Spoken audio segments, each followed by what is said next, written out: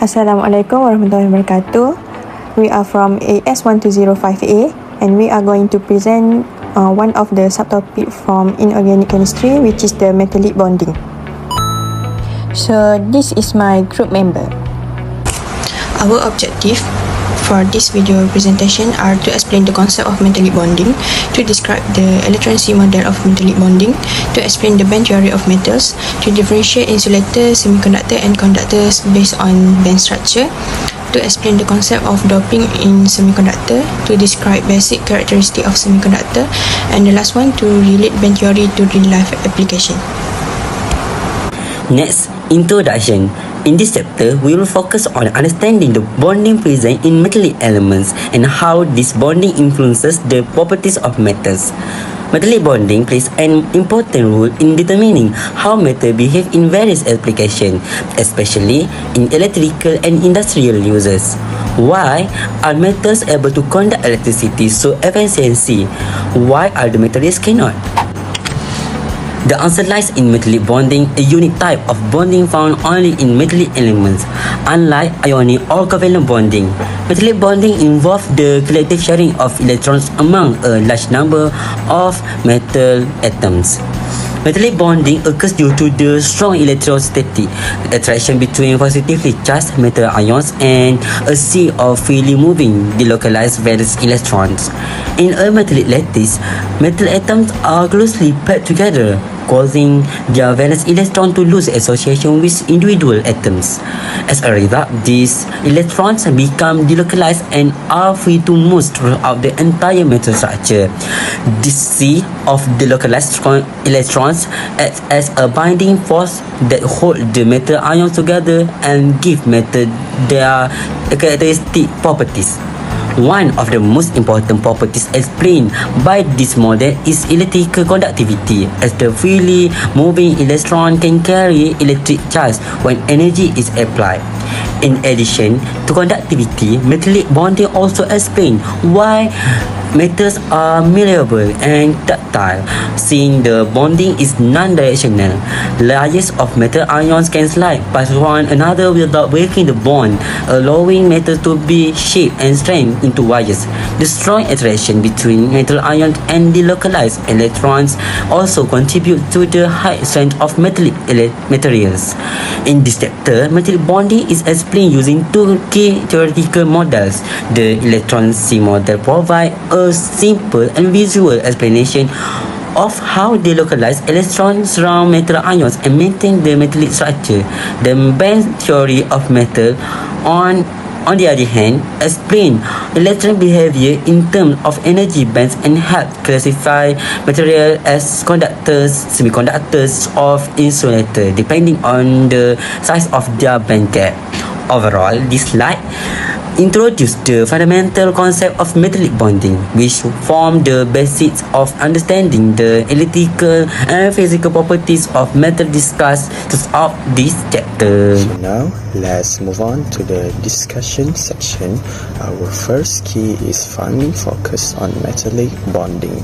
Metallic bonding explains why our metals are strong and stable.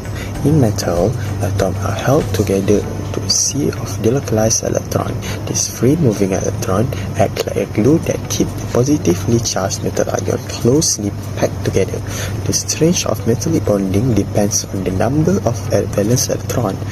Metals with more valence electrons can contribute more electrons to the electron-C, which increase the attraction between the positive ion and the electron. As a result, the metal become more stronger. Atomic size also play an important role in metallic bonding. Smaller metal atoms form a stronger metallic bond because their positive nuclei are closer to the electron-C, leading to a stronger electrostatic attraction. For example, magnesium is stronger than sodium because the magnesium has two valence electrons while sodium has only one, which makes the magnesium have the more metallic bonding than the sodium. Next, we want to describe about electron-C model. Electron-C model describe the metal atoms are packed closely together. Each metal atom releases its valence electrons. After that, the valence electrons become free to move and are not attached to any one atom. These free electrons are called delocalized electrons. All delocalized electrons form a sea of electrons. Moreover, positively charged metals ions are surrounded by the electron sea. In addition, electrostatic attraction between the electron sea and metal ions. This attraction acts as light glue, holding the metal structure together.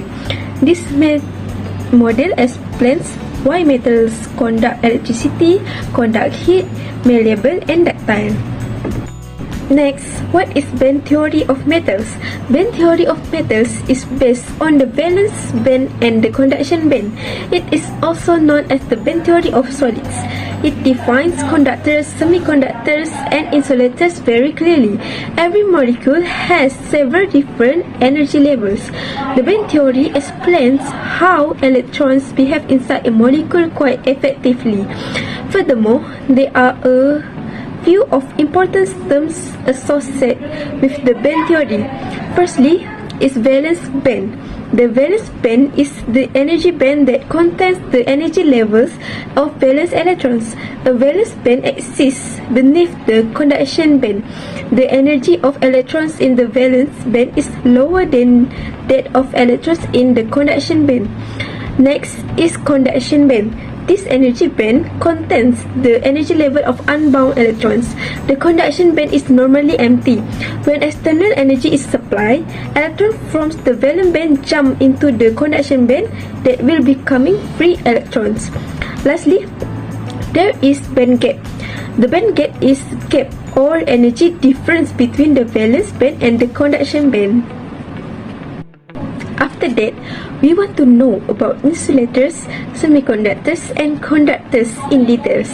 Firstly, the diagram in this slide show the difference between insulators, semiconductors, and conductors clearly. From the diagram, we can know that insulators, the band gap between the valence band and the conduction band is so large. Because of that, electrons cannot make the energy jump from the valence band to the conduction band.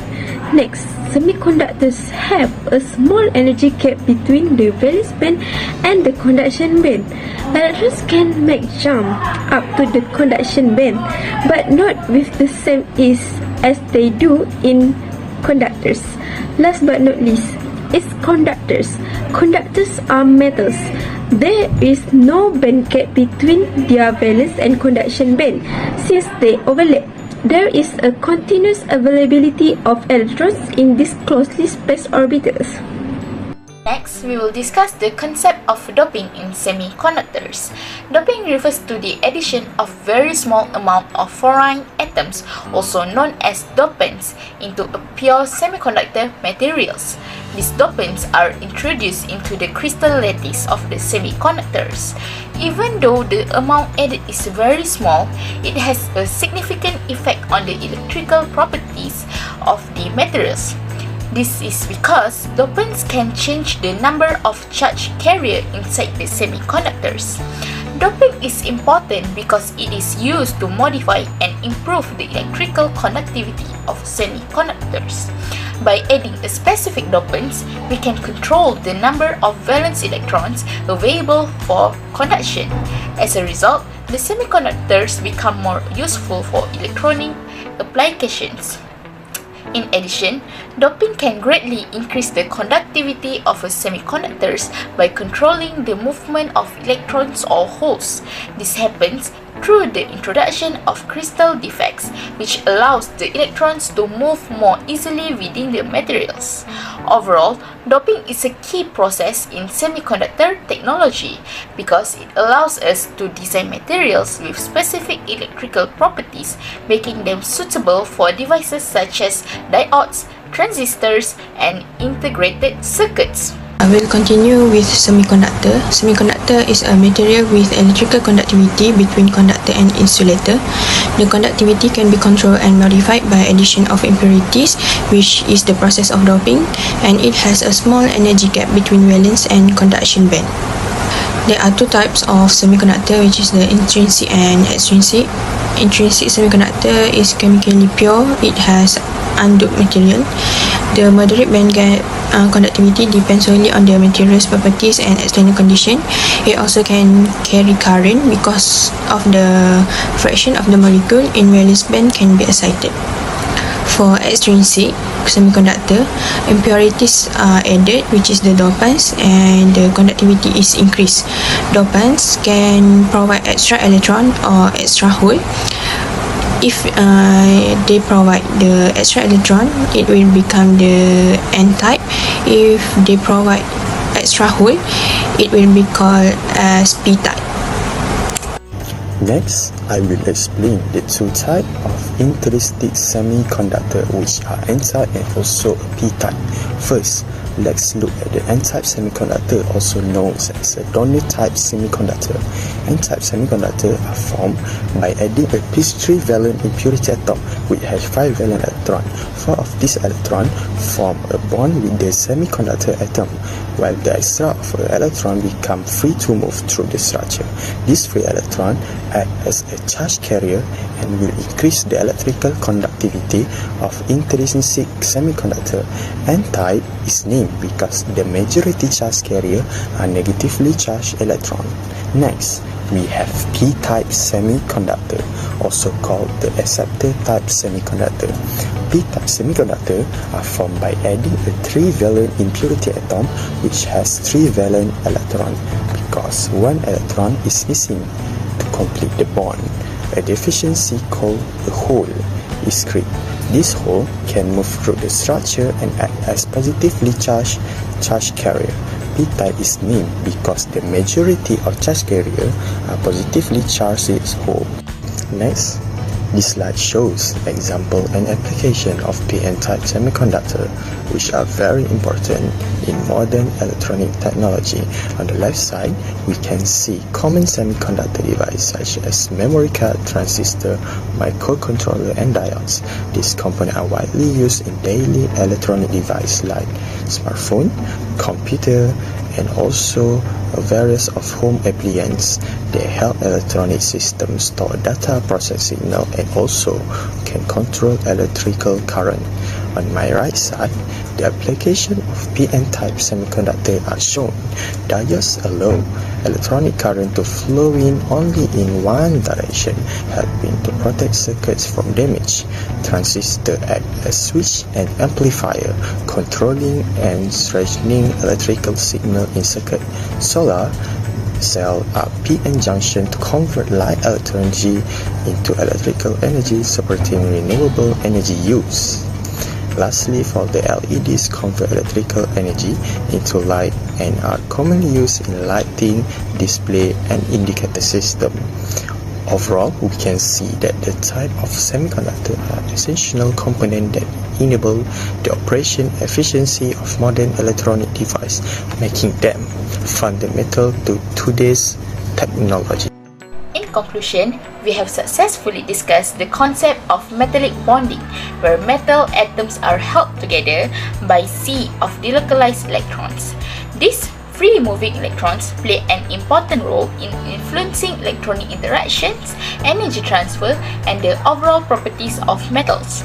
We also explained the electron sea model and band theory to show how electrons move freely within metals and how energy levels are distributed in a crystal lattice.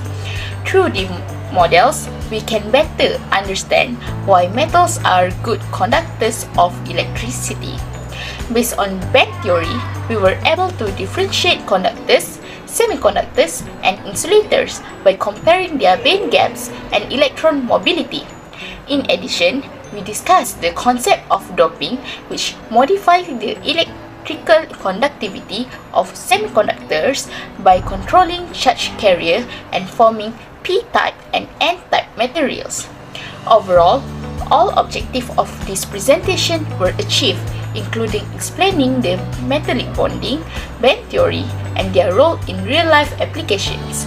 This topic clearly demonstrates how atomic levels bonding is closely related to modern technology, especially in electronics, semiconductors, devices, and advanced materials.